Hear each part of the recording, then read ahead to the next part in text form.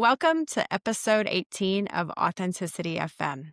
I'm Corey Spiegel here again with my friends and colleagues, Mike Sable and Phil Corrali, for part 2 of our exploration into community. Last episode, we talked about the fall of community, how convenience, design, technology, and algorithms quietly pulled us apart. Today, we're going to explore the rebuild. Not a nostalgic return, but a deliberate reimagining. Because while we're still buying mountains of cheap, disposable stuff, something else is starting to emerge. A small but noticeable shift toward meaning, memory, and moments that actually matter. And if we're going to build the next season of community, where analog and digital both matter, it will be because we gave people a why, not just a what or where. We'll see you on the other side.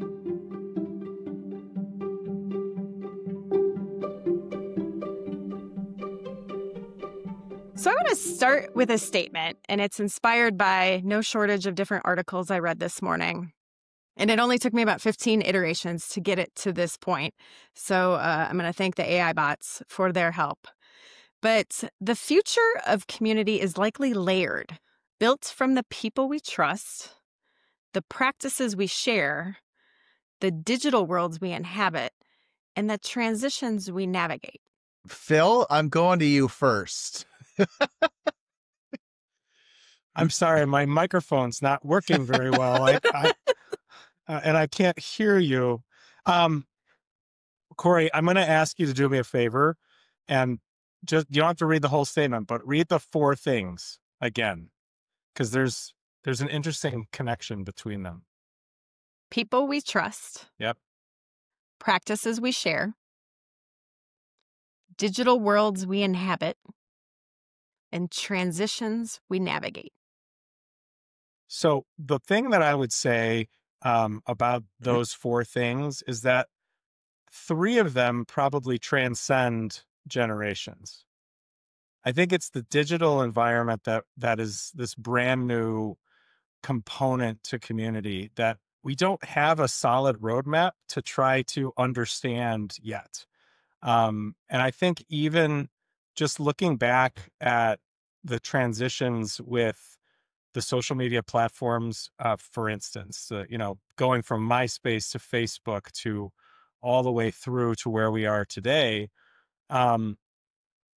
those other components actually exist in those spaces as they did in kind of the neighborhoods of old, right? The ethnic neighborhoods here in Chicago, or the communities that grew up around a small group of settlers, and the experiences and like the life that they led were tied together in really the same ways. But now we're inserting this digital stuff. And so Mike has a lot of thoughts about what that means.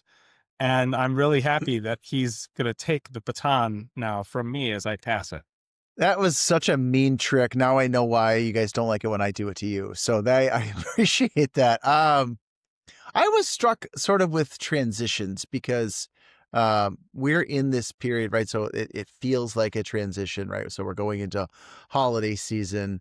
I'm in a transition life where my parents are significantly older and they are going to pass on. And so there's this kind of moment where I'm a little bit struck by we don't have a lot of scripts for handling transitions well. In our profession, there's sometimes there are transitions of employment are abrupt. Sometimes in our lives, like there's moments that are abrupt transitions. I'm a little bit struck by 2 things, right? This trust concept. A lot of times we don't have a shared set of facts anymore. We don't have a shared set of like ways that we look at the world. And so the trust is fungible in a lot of ways with a lot of our community members. And I think we see that it's sort of, I see it in council meetings. I see it in phone calls from residents, right? They just don't actually believe the things that you're saying. This is a pretty weighty topic to start off with right away. So I'm going to muddle through it. But Corey, rein us back in, and I'm going to find something to connect with on the other side of this comment. I will hand you a softball here momentarily. So one of the questions I had kind of in the bank to help us explore this was, and we've talked about trust so many times on different episodes, but it's how do we rebuild community, which is exactly what we're trying to dive into today, in an era where people trust systems less than ever, right? I don't think we even need to debate that. But they actually trust people more than ever. And so what if trust isn't disappearing, it's just decentralizing? And think about that from the context of we don't trust the media, we don't trust the government. There are all these big institutional things we don't trust. But when you think about the last episode, we talked about Brene Brown, or, we all have these thought leaders that we really trust what they say. And so is that how we're going to manage this evolution? Is there are really leaders, thought leaders, and obviously that can happen on both sides of the spectrum, that are going to guide us through this in a way that's different than just saying, oh, the city said. So I'm trying to put together a little bit, because I think trust, it's interesting when we say that people don't trust systems, or they don't trust people. In many ways they do. And I say that from the standpoint of people give a lot of their selves away, through social media, through the various, through Amazon, through whatever it is that they are using every day to do the things that we talked about last time, right? That and what you mentioned in the cold open, Corey, like this, the life that we live today actually relies a ton on us willingly giving away information.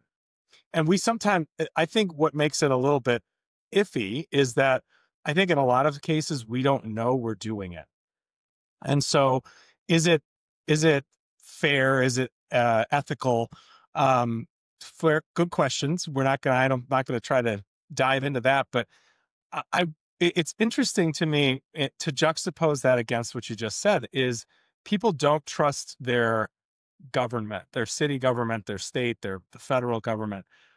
And yet they're handing away their precious memories to Meta every time they post a family portrait, because it's no longer theirs.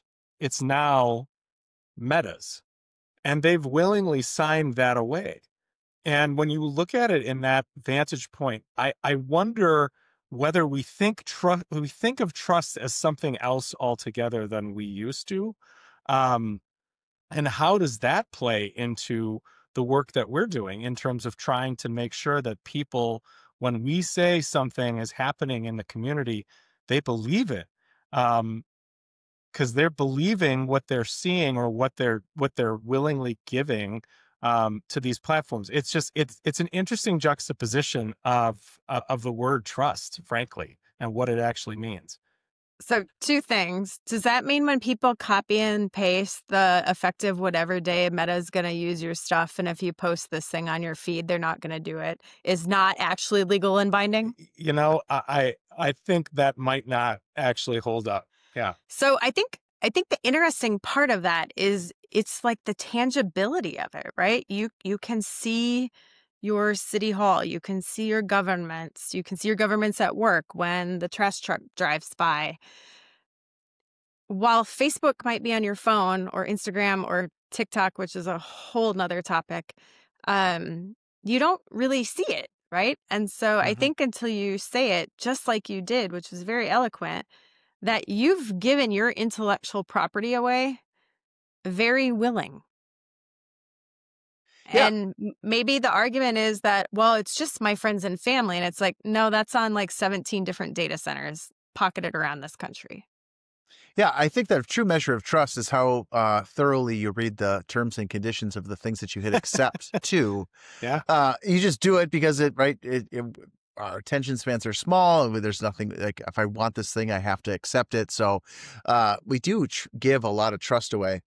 Um, there's a there's a Corey and I talked about this earlier this week, sort of um, this concept of like things that you said fungible, and like things that can move with you. And I wonder to what extent, right, if I go only want to hear from people that are my trusted sources, which I can cultivate, and I don't have to hear some contrary sort of opinions, I can carry those with me in my phone. I can carry those with me in my head. But you're right. Sometimes when you are in a new physical place, you might be confronted with something that's different. And I don't think that we are well versed and well practiced in this sort of dealing with something that's uncomfortable or different. So, talk a little bit about sort of portability of um, our information, our trust levels, our friend groups. Yeah, I know I'm teeing you up. This is your softball question because I know you've done some research on this. So, enlighten us, the good doctor, please. So I think there's this interesting mix of, and I don't want to call it complacency, but stability, especially in the Midwest and especially in rural areas. Like that's just the type of person that's drawn to those areas. And it's not right or wrong, right? You should absolutely live where home is to you. But as someone who's literally picked up and moved a couple times now, rebuilding your life essentially from scratch is a fairly brave thing. And the first time I did it, I was 21 and somewhere between naive and arrogant to just pack up my car and move. But it worked out fine, right? Like I met new friends, I got new jobs, and some of those relationships have come with and mainly have stayed through LinkedIn, a little bit through Facebook. But, I just caught up with a friend the other day who went through a job transition. And it's like, oh, it looks like we need to catch up. And she's like, oh, boy, do we. And so there are these little things that come with you, but aren't part of my daily life now. And how I think that translates generationally, our parents still, I think in a lot of ways, have their third places. At least mine do. They have these handful of places where they go with some frequency. I do too, but that would change if I moved again, and those places would probably look different. And the life stage that goes with it. We had talked that the life you have when you're single without kids looks very different. When I lived in Phoenix, I had these super fun dinner parties where people would come over and we would home cook and we'd watch HBO. And it was just something I remember 20 years later. That was great.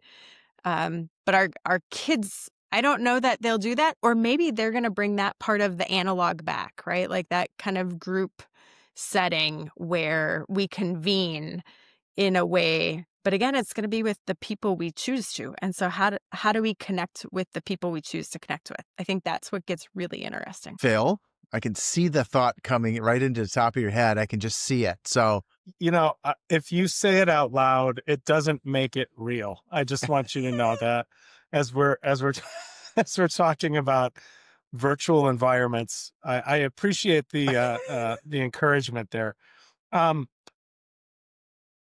It's I think one of the things you were just talking about, Corey, that I think a lot about in the environment, even just that the three of us occupy right now.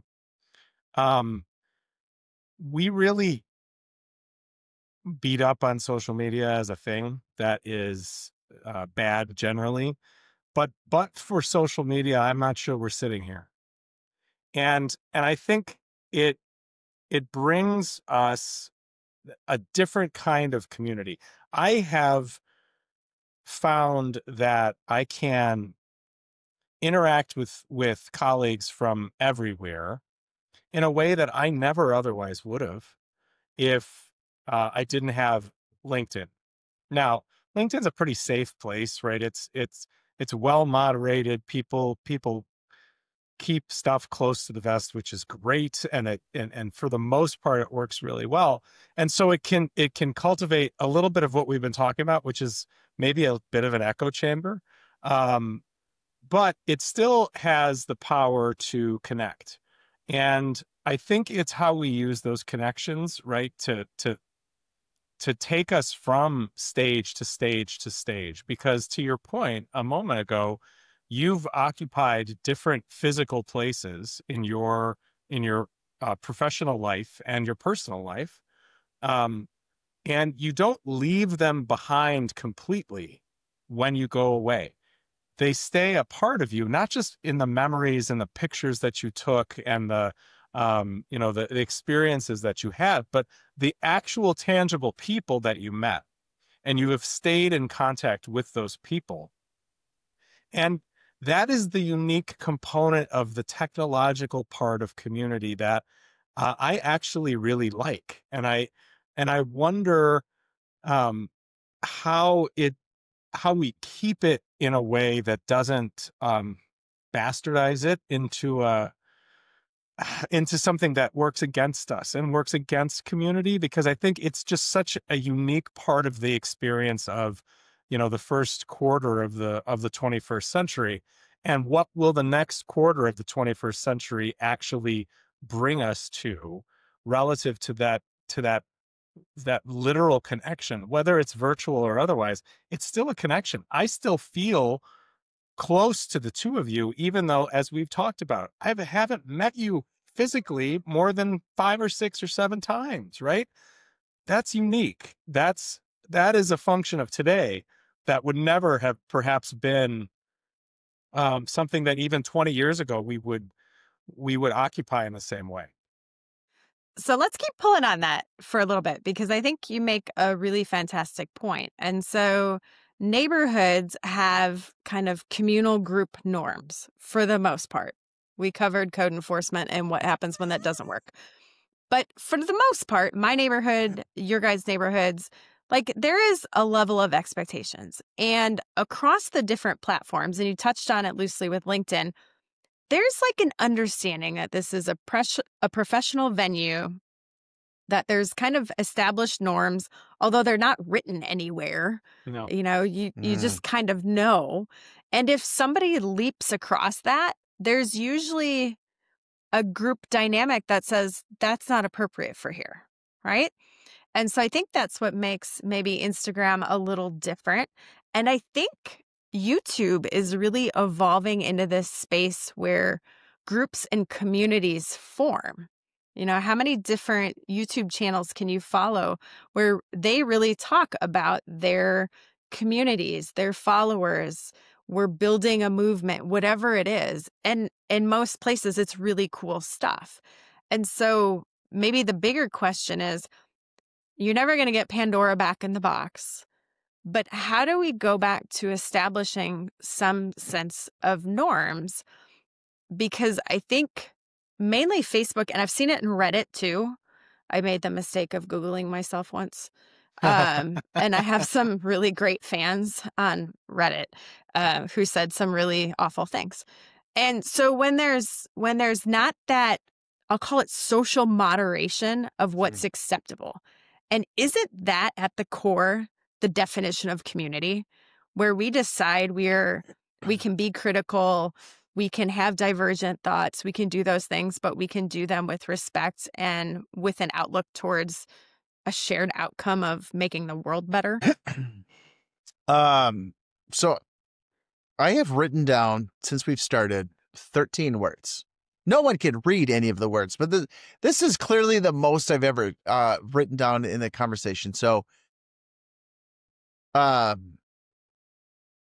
gonna be a little bit disjointed, but there's something that Phil said that I found super fascinating, which is this concept of like a physical connection is a digital connection can foster that, or the reverse can be true, right? A digital connection can be like a great physical connection. And so I think that's really interesting, because I will say that when I leave a job and transition from a job, I don't go back and have nostalgia.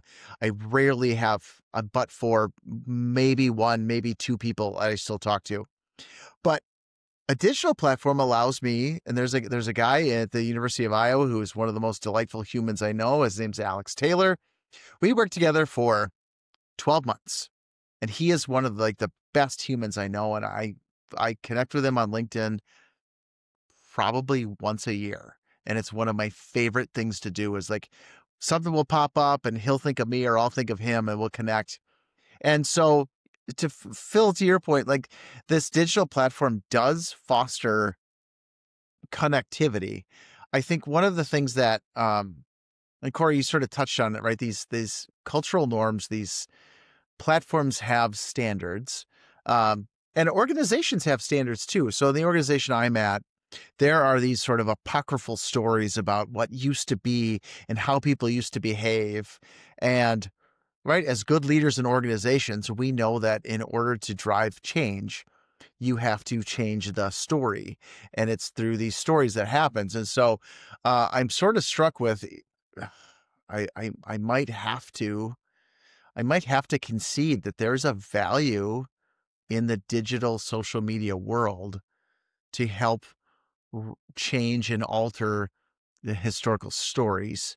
And I'll say that that's the positive side. Like, right, trajectories of organizations can be shifted through storytelling. It can be reinforced through sort of digital interactions of digital engagement.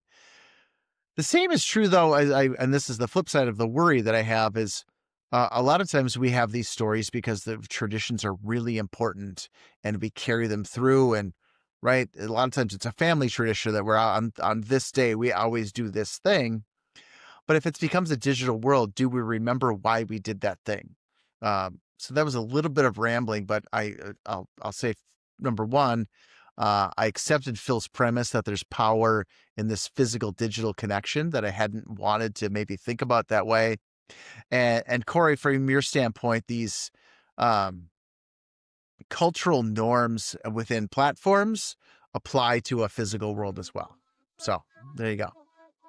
You know, for a guy who doesn't do prep and can't see my notes, you're rocking it today. So the thing he can, though. He really can. No, I'm Sorry, here we're not supposed to talk about that. I'm here to help. I'm just here to help. Psychic superpowers that he doesn't tell anyone about. Yeah.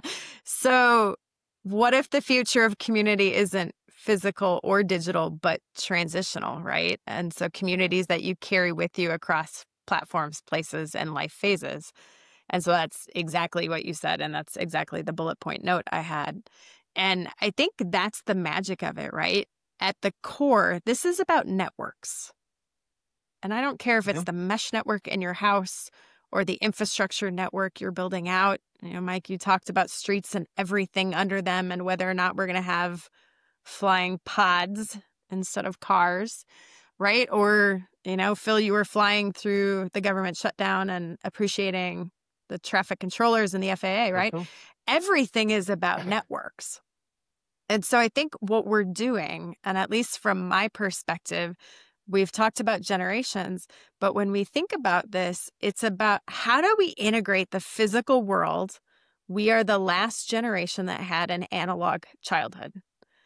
And the digital world, which Phil, you're and my kids are of the era where they're going to be AI natives. Think about that for a second. AI natives, like they've grown up with the devices they can talk to. They've grown up with the internet and screens the whole way. But as they come of age in these school years, we talk almost daily about responsible use of AI and what that looks like. Even while they don't yet use it in school, that day is coming very quickly. And so I'm like, I would rather have you be proficient and ethical about it and know what you're doing than go rogue and learn from your classmates. And so I think this is really about an integrated network where we can hopefully build around the best attributes of both. Yes. Oh my gosh, all of those things, right? And I think to tie back, so networks are not a new thing, right? That the fact is, going back hundreds and thousands of years, there have been networks that have been established to support whatever group pulled them together in the first place. I was reading something about the Aztecs and how they invented food storage buildings that were essentially temperate. So, and they built them along roads so that people could travel and that food would be there along these long 20,000 miles worth of roads that they had. It's a network, right? They created something that would support their needs. So that's a type of network. And then obviously there's the interpersonal networks that have existed for years and generations and eons. So they're just bigger now, right? They're worldwide. They really have nearly no limitations, and that's both great and terrifying. And I think it's how those networks can be commandeered for good or evil that we find ourselves trying to struggle to understand how do we get back to the core of the network, the core of the neighborhood, the core of the group that we knew if we had that connection, they could trust us, we could trust them, and that back and forth existed. So I think it's trying to utilize the networks that exist, but realize how big they are and try to shrink them to the issue. I don't think we're shrinking it to the community all the time. It's shrinking it to what we need in that moment. I think that's really actually pretty fascinating. So I'm going to kind of go back to as you talked about sort of this element of trust. So as local government professionals, right, we are really good at cultivating internal networks, right? We know the managers around us. We know the staff around us. We have shrunk the world enough that we now have colleagues and professionals from around the United States and for some of us even around the world that we can call upon for help. So there is, it sort of does require us then as local government professionals to sort of cultivate the broader network possible that makes sense for us to manage, because it can be, there's sort of a diminishing return of if you just do networking for the sake of networking, you sort of miss the point. But if you did do networking for the sake of, I want to build a quality understanding of how the world works and how we can work to sort of work together to be to make the world a better place. I think that's really important. Corey, you touched on something that I found. It brought back a memory that I had. So if you've ever done the HPO model or you've been to SEI, invariably, if you're a certain age, you've probably heard of Jim Colvard. He was one of the speakers, and he talked about these huge transitions. And I'm kind of bringing it back to transitions, right? We used to be management used to be about sort of like physical toughness and physical presence. Like if you were stronger than somebody, then you became, the commander because you could beat everybody else. And then we sort of shifted to the chemical age where we could sort of modify elements. And now we went into the physics age, and we're kind of shifting even beyond into the sort of the biologic age where the question becomes not so much can we do something, but should we do something? And I think that carries an incredible responsibility, because now you're getting into the ethical practices of, well, we can, but should we? And that requires a different level of dialogue, a different level of engagement, and I think a different level of network is needed. So I say all that because I'm super fascinated by where this conversation is going next. And I'm looking at Corey on the screen, and I can actually see you jumping out of your chair to say something. So jump in, please.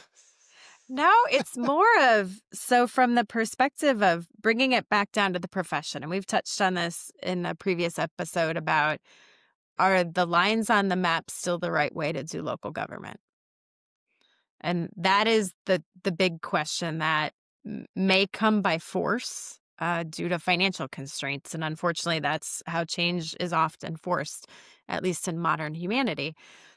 But when we go back a couple generations and we think about what I'll talk about from a perspective of legacy wealth, the Rockefellers, the Morgans, all those families, they left institutions, and you can see them all around the country to this day. And when I think of modern wealth, they're not investing in institutions, like they once were. Now, we've been to Bentonville. We saw what the Walton family did. It's truly extraordinary in that community. But I would argue that's more of an anomaly in modern times, that the government's really been kind of thrust into the spot of making those community scale investments. And with modern wealth, you're actually seeing the investments go into ideology, innovation, programs, human capital, and not the physical space. And so from the local government perspective, I think the big opportunity, it's a challenge and an opportunity, is going to be who can kind of crack that nut first? How can you maintain the sense of community? Because again, everyone has to live in the place they love. But also that creates this bigger art of community, this I feel connected to the world at large. And whoever can kind of navigate that nuance, I think sets the next benchmark that we don't have yet. Well, that's fascinating. What you just said out loud is, I it's the community of tomorrow, right? It's the Mm-hmm. thing that the science fiction movie that said, in 2030, 2350, so and such was traversing through their neighborhood, and it looks different, and it feels like the projection of what the future is supposed to look like. And I part of me wonders if that's real at all, or if what we have today isn't all that different from what the future will look like also. From the standpoint of people will still live in places. There will still be lots of us. We will have to figure out, hopefully, we will have to figure out where um, maybe the news centers of the world will be, given Mm-hmm. geopolitical changes or weather changes, right? So are parts of the world that we would never expect to be part of our thought of where people will actually reside going to be the place that people are. And I will tell you, one of the things that I spend some time thinking about from time to time is we often talk about how the creations that exist, Illinois is one of those places that is created. We have 9,000 units of government, right? You could never even contemplate them going away. But what happens if they do? And everything kind of comes to an end. And if you look through history, the amazing civilizations that existed also stopped, and something else took its place. So I sometimes think about, like, when does that happen? And when do people start seeing it happen? And what do people like us do in that space, right? Because we are inherently committed to community. We're committed to the physical, and I would say non-physical components of community in the places that we are. What happens when that, are we looking at the fraying edge of the end of something, or is it just a little blip and it comes back? And will we see it? And how will we deal with it? And it's kind of the science of governing by lines. And is that really a thing anymore? Sorry, that got a little No, deep around the edges. it was great because there's a I'm not going to call him a friend, but it's somebody that I met who he was an engineer and he designed sewer systems, and he talked with just this absolute passion and enthusiasm. And he says, like, one day aliens are going to uncover this network of pipes and wonder what the hell we were doing. Yeah. Like, he was thinking 1,000 years into the future that, right, archaeologists were going to dig up the stuff that we're doing right now and we just wonder, what the hell were they doing? Because 1,000 years from now, they won't have a sense for what we are doing. Corey, you said something that I was sort of struck with, and I experienced it firsthand when you talk about these institutions. So Dale Carnegie had an incredible wealth and made it a mission to build libraries. And I say that with all due respect, there's 2 R's in libraries. It is not a library, despite what a former boss of mine would repeatedly say over and over and over again. There's 2 R's in library. But so the Carnegie Library was this iconic piece. And I happened to be in the District of Columbia.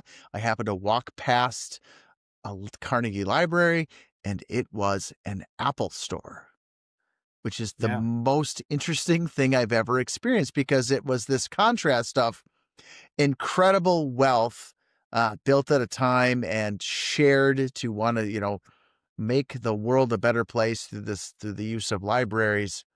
And you're confronted with Apple, which has incredible wealth, which connects the world, but still has a profit motive associated with it, rather than an altruistic sort of piece. And so that contrast was really stark for me, kind of watching it and living it, but also thinking, okay, what happens next to Tim Cook and the people at Apple and these legacy foundations that might exist the way Carnegie built thousands and thousands of libraries across the country.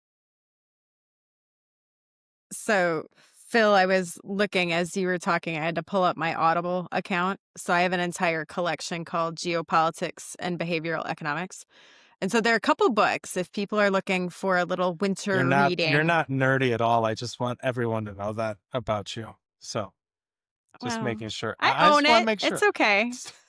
I am completely comfortable with the level of nerd I am. But Tim Marshall wrote The Prisoners of Geography.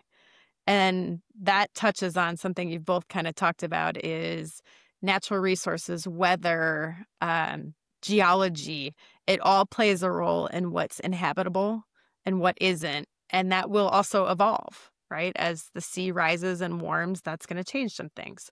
And then the other one, and I've talked about him before, is Peter Zion. But this book was like super, super fascinating. Disunited Nations, The Scramble for Power in an Ungoverned World.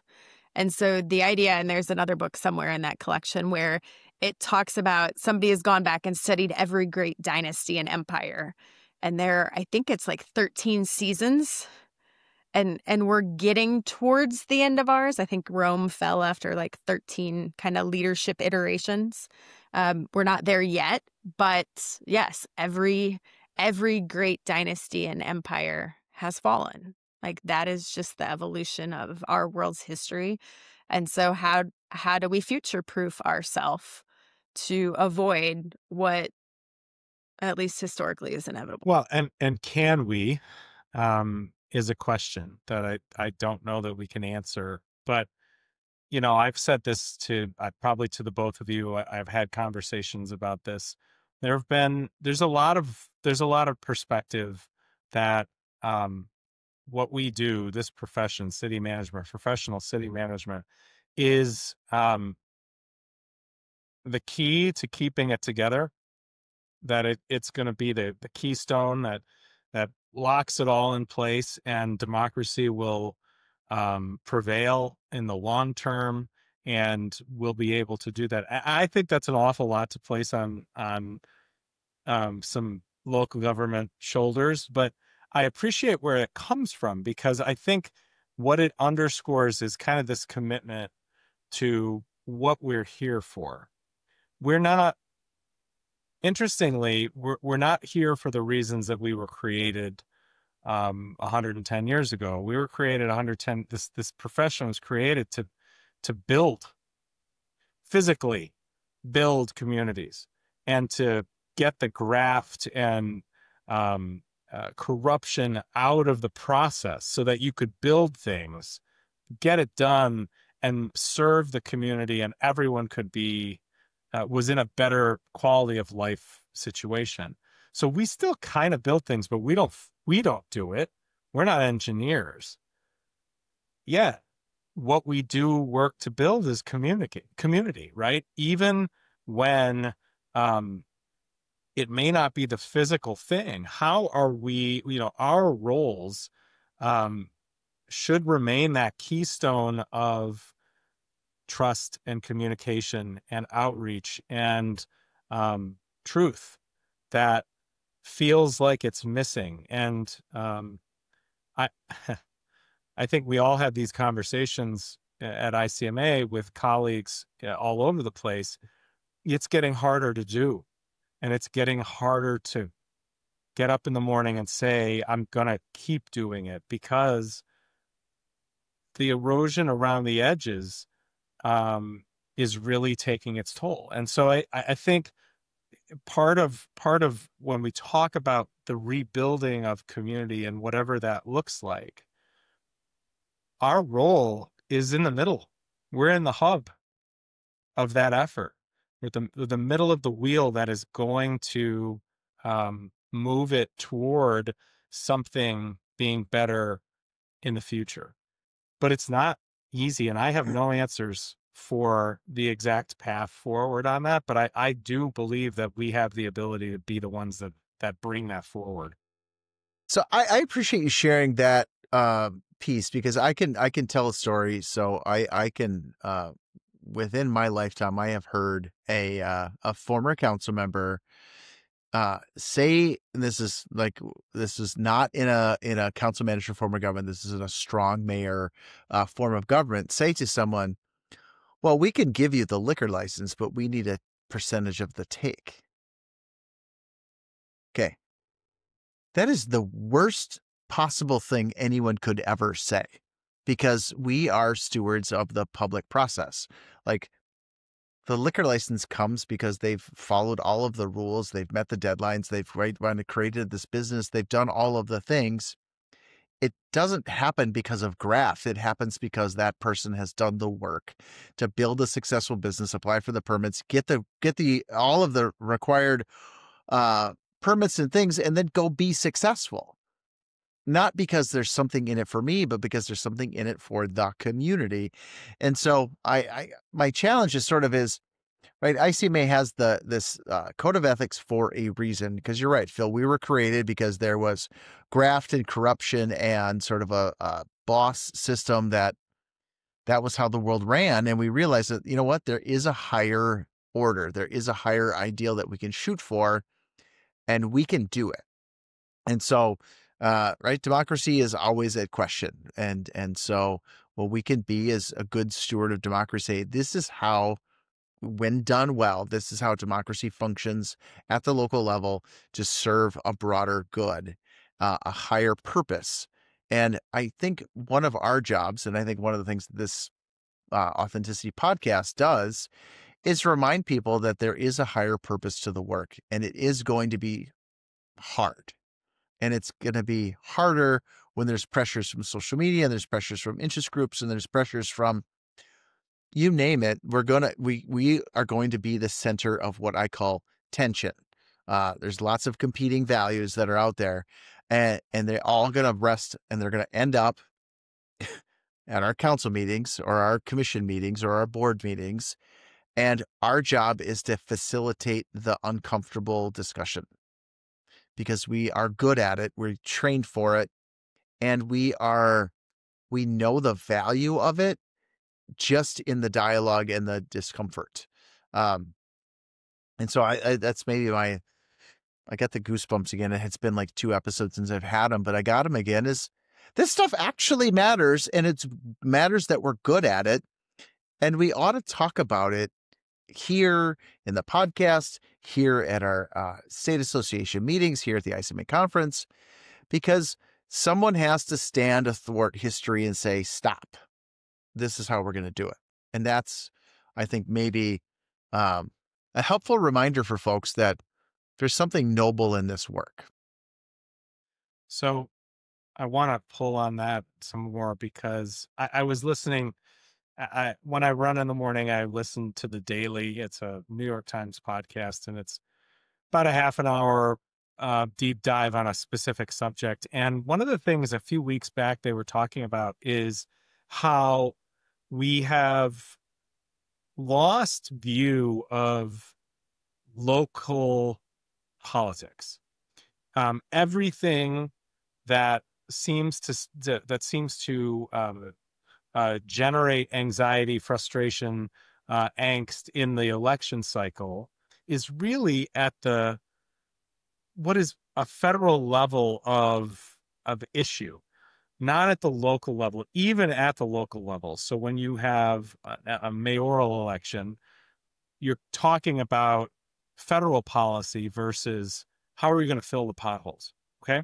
So in that environment, a lot of it is because we've lost local press. We've lost the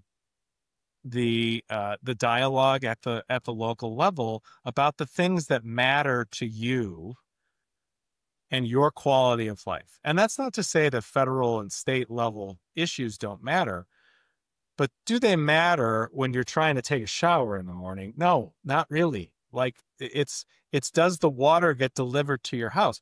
So I say that from the standpoint of, I think our role or the opportunity that we have, and I think this ties tight back to community building, is how the hell do we create the story back to remind folks, as we've been saying, that this is the thing that really matters in your daily life. We are going to share with you our information. We are going to get it to you so that you understand it. And we hope that you're going to consume it because it may be more interesting or clickbait worthy to learn about immigration policy in Chicago, even though you live in central Illinois or you live somewhere else altogether. But isn't it important for you to be engaged in what it is happening right down the street from you in your own city hall, the closest unit of government that you literally can walk down the street, walk to, enter the front door and interact with a person? Like, how do we create or remind people that this is the thing that you really do need to be mindful of, you really do need to care about? It really does matter, right? How do we do that? So I think if there's a metaphor that connects it all, it's that the profession of city management is about bridge building. And it's a bridge between the physical space, which we are stewards of, and the digital world, which I would argue we are also stewards of, because our residents, our children, our future employers are all integrated into that digital world. And while we think about the loss of media, in some ways, you know who picked up the slack? The angry person on Nextdoor. And they are leaning into whatever their perspective is. There's no journalistic integrity. There's no who, what, when, where, how, why that goes into reporting. And so I think that's maybe also where Facebook, you know, some of those community groups, at least in my experience, they just go off the rails because they create a private group and they go more sensational, better, more followers. And anybody who tries to rebuke the narrative gets kicked out. Like, it's not democratic. It's completely echo chamber. And so that's where I think the interesting opportunity to build the future of community for local government is how do you integrate the story about the physical space with the world that is networked and digital, and to do it in an honest and trustworthy way. Not political, not clickbaity, not any of that. Like genuine care about the future of the community. Because I've never met a city manager who didn't genuinely care about the community they worked for. Not a single one. And while politicians, most, are in it at the local level for all the right reasons, Mike, to your point, there are things like that still happen. Council members still get removed from office for doing stuff they shouldn't because they don't have a code of ethics that they adhere to, even when they should. And so I think that is, for me, the metaphor of all of this rebuilding community is about bridges. It's about opportunities. It's about thinking more novelly about how we can integrate these things, because we are not in it for the profit, but we do need to be sustainable to provide the services. I'm trying to unmute fast enough to say that was incredibly powerful. So I appreciate you kind of sharing that piece because but I immediately jumped to, okay, so what are those bridge building skills that you need to be able to translate that sort of, right? We are responsible for the physical environment that we create. We're going to build parks. We're going to build roads. We're going to build systems of response for police and fire and snowplow crews to be able to kind of go out and manage whatever sort of situation happens, and we can prepare and respond for it. But the city manager is responsible for that transition to interacting with the digital world. And so, right, I think I'm probably ill-equipped for it, but I think if I can enlist others in the organization to sort of tackle that responsibility, because you're right, there's no avoiding it. I mean, there's the when you talked about the person on Nextdoor, I think that you've felt the collective shudder of city managers across the country. So like that was just a pretty wild kind of comment, because in the absence of something that is authentic and real, you get the loud, angry voice. And that's kind of the beauty of what this little podcast does, is it exposes and puts forward this authentic question for managers to deal with. I'm going to challenge you. I don't think you're ill-equipped to deal with, I'm normally I am. I promise I'm giving I you am. a hard time. No. I mean, in this particular circumstance, or in this example, I do not think any of us are ill-equipped to deal with the fact that the community wants to know authentically what is happening and how it's getting done. And we all are as good an expert as anyone in helping to bring that story forward. We may not be the ones who physically place it on the website or social media or whatever, but we sure as heck can be the ones who tell the story. And I think for too long, we've been a profession far too comfortable with being invisible.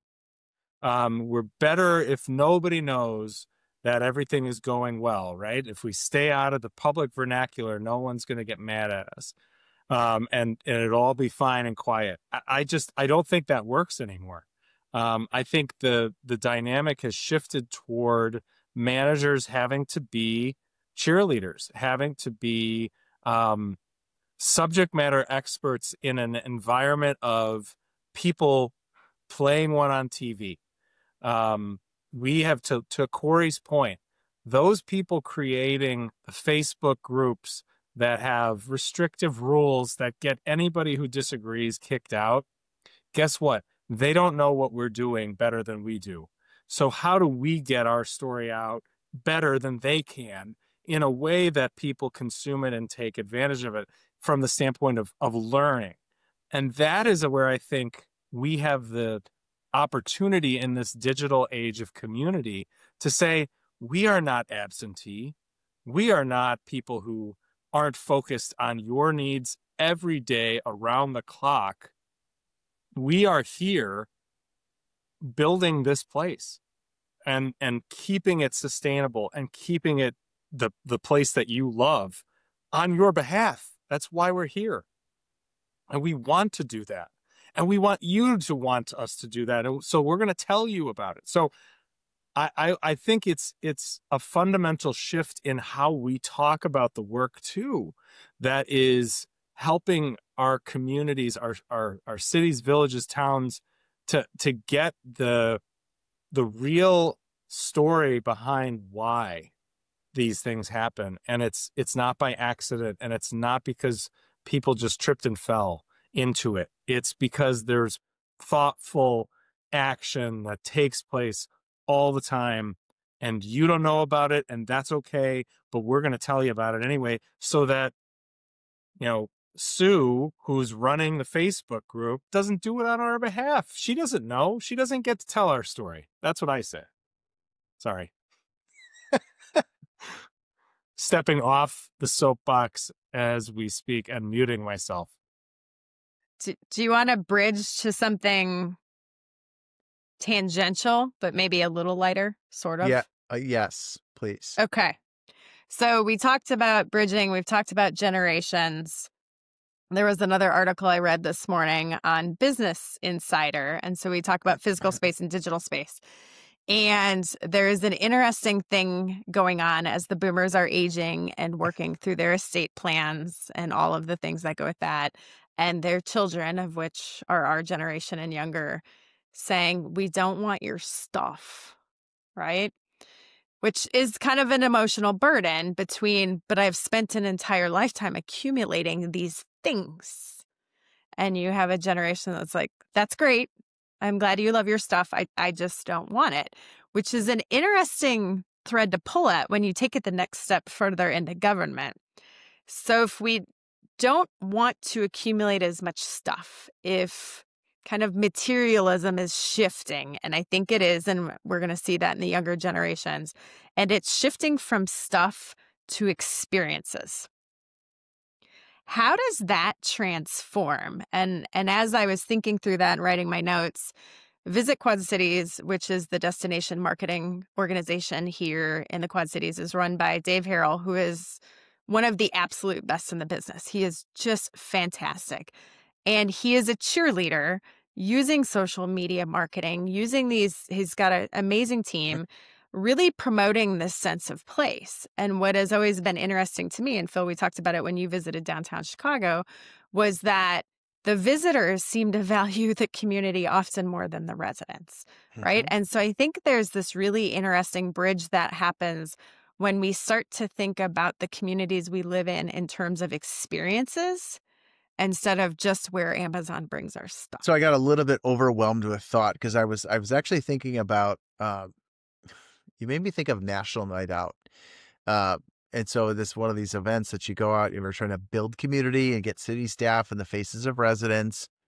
And the things that they used to do was bring stickers to kids, and they would get like the little junior police badge, and they get a little junior fire badge, maybe a little helmet. And then we actually started to say, you know what? These kids don't actually want that stuff. What they want are soccer balls, things that they can use and interact with and reuse again and again and again. And so we actually changed our entire budget for like what I call trinkets, but we went away from stickers and things that kids can use because they can experience, right? We just lowered the barrier to entry for play because we gave them a soccer ball that they could go play with. I think that's probably really consistent with what the world is needing. And I kind of laugh about how kids of boomers don't want the stuff that the boomers collected. And the boomers are upset about it because, well, this was their measure of success, was accumulating stuff. So if you're from Minnesota, you had a house, and then you had a cabin up north, and you had a boat, and you had a jet ski, and like that was like this accumulation of stuff. The generation behind wants the memories of those things, not the actual physical things. And that is such an interesting transition for people to accept. And what I would say to the boomers who were born in 1946, they started in 1946, they don't have a lot of years left. Like, honor that that's just the transition. It doesn't have to be good or bad. It just is. And just accept that it might be different than what you would want, but it still can be a thing that happens. So I got to struggle with this one just a little bit more. So Phil, I can see you pondering. I just want to congratulate you on giving me a really good idea about giving kids soccer balls instead of stupid plastic fire hats that they wear for 34 seconds and then they break and they throw in the garbage. Like, I think it's such I'm here to serve. I'm here to serve the people of Glencoe. Not that that's ever happened in my household ever. But because we need more crap, like we need a hole in our head. But I think it's such a poignant statement about what it is we're helping people to do, which is to have experiences, right? That kid is going to take that soccer ball or that basketball or whatever, and over and over and over, they're going to use it. Maybe they're just going to use it with their sibling, or maybe they're going to use it with all the kids in the neighborhood at the park. And what better use of promotional material than to have kids build memories, right? So when we think about that in the context of government services, somebody posted, our historical society posted a question on Instagram and Facebook the other day, and it was, what are you thankful for in your experiences in living in Glencoe and this community? And it was wonderful because what I saw there were not, I'm so grateful that I live in this beautiful home, or I live on this great street. It's, I'm so thankful for Light the Lights and the 4th of July parade and the fireworks and the Botanic Garden and the events that happen there, and Writers Theater and the art that I get to experience. These were the things people were thankful for. They were thankful for the experiences and the memories that those experiences have given to them, that they are reflecting back on, even if they've left. To go all the way back to Corey's point, when we live in a place, we experience the whole thing, the place itself. And the thing that we carry with us is not the house that we lived in, or the apartment, or the storm sewer that served us while we were there. It's the experiences that we had at the coffee shop, or at the local art festival, or the farmer's market. I will tell you, my best memory of Minnesota, and Minneapolis particularly, was going to the Minneapolis farmer's market with my then girlfriend, now wife, and having the best BLT sandwich I have ever had in my life, ever, before, then, and now. And that's what I remember. I remember the public art, and I remember those things, but I remember the experience of being like, where has this sandwich been all my life? And it was at the Minneapolis farmer's market. That's the stuff that matters. And I think we look at those things as kind of like gosh, can't we just build streets and sewers and be done with it? That's not what our communities are asking us to do. They're asking us to give them opportunities for them to make memories with their kids, because those are the things that they're going to pass down, not the precious moments collection that my mother-in-law is desperate to give back to my wife. That was a throwback memory right there. So maybe that is the first bridge that our professional listeners can take to their organizations. Is we are entering, when this episode airs, it will be the week of Thanksgiving. We are entering what should be a season of gratitude. And so maybe the challenge is to have residents share their favorite memory from their favorite place in the community. And that's the bridge, because you're creating this emotional tie, this nostalgic moment of something that mattered, and then you're connecting it back to a place that's special.